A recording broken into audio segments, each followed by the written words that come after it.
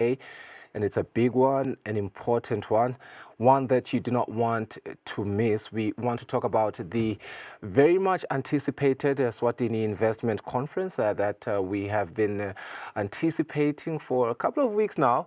And it's not just another event on the calendar, it's a strategic play to position the kingdom as a serious contender in regional as well as global investment conversations. I'm speaking with the CEO of the Eswatini Investment Promotion Authority, Mr. Sibani Mngomezulu. We want to look at the focus areas that are laid out in today's program, the deals on the table, and what the success looks like beyond the pledges. Then later on the show, indeed, we will have that other conversation that we promised you. But this one is very important. Mr. Sibani, I welcome you to the program. Very good morning. Good morning. Man, I've been looking at, even here at Eswatini TV, we have, just these 5-minute clips that we have during our own broadcast every morning on Gusile Breakfast Show. We listen to the Prime Minister, His Excellency Russell Miso Dlamini. We listen to Minister Mangoba Khumalo, the Minister of Commerce, Industry and Trade.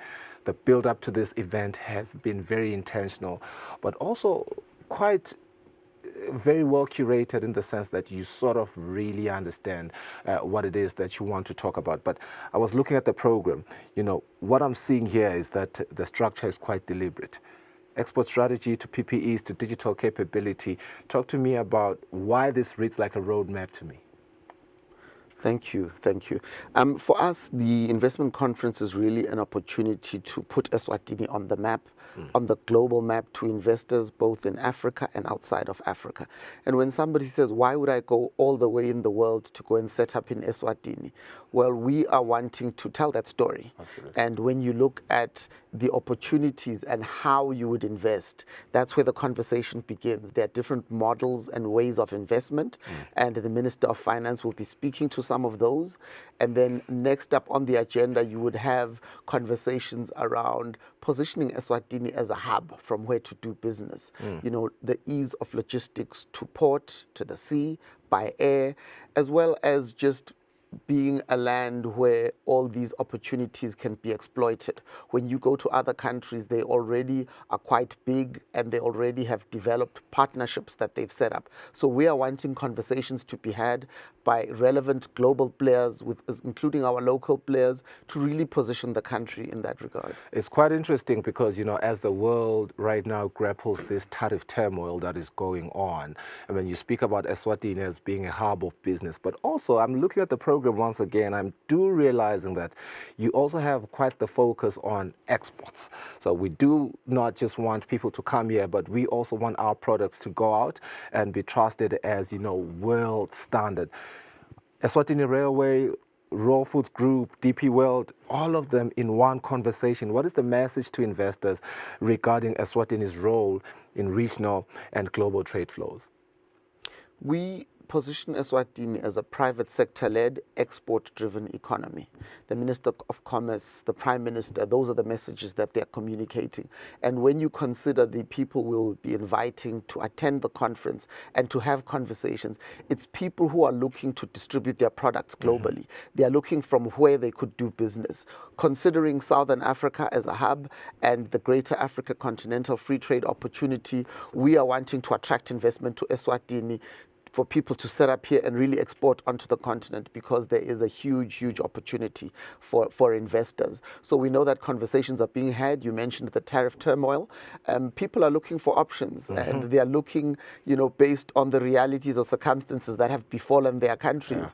And we are receiving a lot of interest and calls from people to say, what is happening in Eswatini? What are the possibilities? So when you consider timing, we believe this is the right time to have this investment conference. And then you have Minister Neil Reichenberg. We know him as the Minister for Finance in the Kingdom of Eswatini. And, I'm not shocked when I see that his speech or his keynote or his address will be premised on PPPs. And, a very, very key area when we are talking about getting Eswatini back to a sustainable economic path. I wonder, because later we have PSPF, who is presenting on bankable projects. Do we have investment-ready projects that we can point out to today, that signal real traction, not just vision? We certainly do. What I would say is global investors look for mega projects. And we have to package our projects such that they can be seen as mega projects. Yeah. You would have probably one or two, but the rest would probably fall below their radar in terms of size. But when an investor comes in and they see and they travel the landscape, as they've come in to discuss maybe one of the opportunities, then you consider that, well, there's more that could happen in Eswatini. You know, the whole concept of special economic zones. We want to dream big. An investor, and there's a digital conversation to be had as well. Yeah. So when you consider all of those on the table, what are we dreaming to be? A digital hub. Yeah. A small country like Estonia, of 1.3 million people, Interesting has story. been able to be the most developed digital economy in the world. And that was driven by government services. They created an e-government platform, a regulatory government platform, all in a way which improved the ease of doing business. And at 1.3 million people, Eswatini, we can dream and imagine ourselves as Yeah. a country being an Estonia on the African continent. You know, very rarely have we seen the Kingdom of Eswatini sort of have, let me say, the public and even much so the youth, the young population have interest in what, you know, our government is doing, like we have seen this year. There's been a seismic shift. Particularly, I want to credit that to the ICT Minister, Savannah Mazia, the way that she has appealed to the young population. It's quite amazing. Look at the numbers that is generated on social media whenever, you know, she's speaking or she's making an address, or even when she's just there. People just want to listen to her. And it makes me wonder, you speak of Eswatini right now, and I think, you know, it's such an opportune time for us, you know, trying to leverage, you know, this digital economy while we have so much appetite from the people to at least, you know, even just to learn what is really happening. E-government, you reference Estonia. ICT Minister is here. She's on the program and she's leading the digital discussion, a very important one. From an investment point of view, what makes us a credible, you know, player right now in digital transformation? It's a very good question that you raise. The countries that will lead when it comes to investment attraction are those who will ensure that the investors has an ease of experience in doing business in the country. That Absolutely. speaks to a literate workforce, that speaks to a youth population which is there to exploit the opportunities. It speaks to an ambition.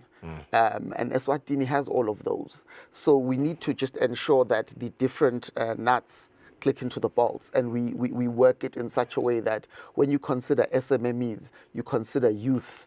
We want to say to investors, consider working from Eswatini in terms of your offering as businesses.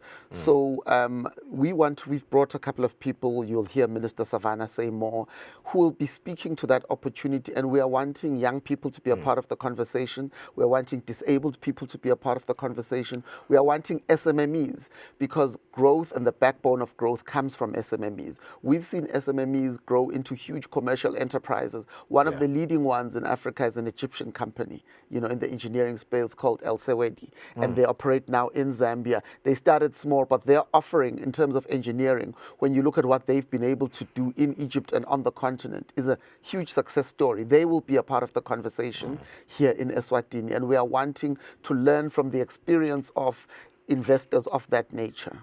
I'm very fascinated by this, let's call it an ecosystem approach that I am seeing here, you know, in the digital conversation or the technology panel. You have banks, you have regulators, and you have entrepreneurs. You know, you've spoken about the SMEs in that space, you know, very, very passionately, and rightfully so. But, you know, the ecosystem approach fascinates me because, you know, it makes me wonder how we are making, you know, sure that this investment in tech translates into real jobs. Why is that, you know, that ecosystem approach? We really have one shot at this. If you're going to gain credibility with investors, they will come out to your country once to see if you really are serious and intentional about getting this done. And we've got ensured that the attendees are from a large cross-sector of the investment community. When you consider bringing people like your PSPFs to the table, they want to co-fund projects to bring growth to the Eswatini economy. They have their own targets in terms of creating those jobs, but they need a balance sheet to be able to dream big and do these mega projects. So we need to be able to ensure that the conversations are had with the different stakeholders that speak to what each stakeholder is looking for. But external stakeholders require local people who understand the local investment terrain to put skin in the game and to ensure that as a country we are seen to be driving this economic ambition that His Majesty set out Eswatini. We are seeing a lot of conversation around gender quotas around the world. You know, particularly the developed economies, they are very intentional when it comes to that. And, you know, you have Futim Toba here. And, you know, I would assume her presence, you know, highlights gender equity. You know, there's other females there, very important figures who are going to be present. You know, is there some sort of an approach by APA, or is this an instrument or a framework, you know, which really speaks to, you know, having gender equity in such critical conversations? Yes. So on the night of the 14th, we've got Jabu from Maloma, who's a CEO in mining. And then the following day, we've got Futi, who is Liswati and has achieved success in South Africa and elsewhere on the continent. And we really want to learn those lessons in leadership so that there can be role models. Our younger people aspire to say, I was like her, I went to the same school as her, and she made it, and I can actually get it done. So we want the conversations, we want the youth to really buy into this whole economic growth story, because it's really, we see it as a relay. It's a baton where the leaders are passing on the torch or the baton to the younger generation to really exploit and follow those opportunities. So she's going to have a number of interesting lessons, as will Jabu the previous day. Now, very briefly, you know, we had you, I think, two weeks ago or 2.5 weeks ago. You spoke to me about very specifically the key priorities that Eswatini wants to focus on right now when we talk investment. And, you know, mining is amongst, let me say energy, is amongst those key priorities. And I'm seeing here that in the SADC context, you know, the remarks from Minister of Natural Resources, are you seeing investor appetite here, you know, particularly in this space, in the regulatory environment, ready for serious interest? Again, we will have people from the Minerals Council of South Africa coming to share their lessons and guide us as we go on this growth journey. And I would invite people to attend. The Minister of Natural Resources and Energy is going to have an interesting announcement to make, which will, we believe, will spur the interest in the mining sector. Let me leave it at that for now. But these are all very intentional conversations. Okay. How are people attending this event, and, you know, where are they supposed to go? People are registering online, and they are, you know, going to receive further information as they register. We are out there, we're inviting people, both corporates as well as individuals. We want the conversation to be had. We're going to have the small business community, big business. We are going to have investors. We are going to have government, and everybody's really going to be having conversations. So we would encourage, you know, our Emaswati who will be attending this event to please be investment ambassadors and have the conversations with people at your table, market the countries, show them how literate we are, show them how knowledgeable we are, and let's be ambassadors for the country and really sell this country so that, like we've seen some of the investors do, you grow the investment Mr. Sibani, for jobs. You are the chief executive of APA.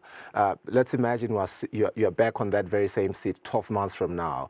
In 2 sentences, how do you measure success 12 months from now? How do you move, you know, beyond the headlines? We're moving from promise to performance.